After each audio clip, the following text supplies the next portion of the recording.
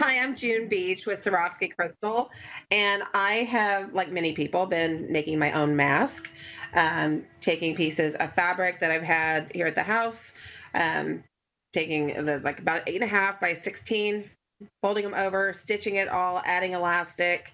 But because I work for Swarovski and because we don't want a boring mask, I've been adding crystal to them as well. So you can kind of see a little bit here.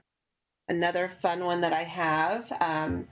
I did one because we all want to be at the beach, right? Or somewhere tropical and fun during all this.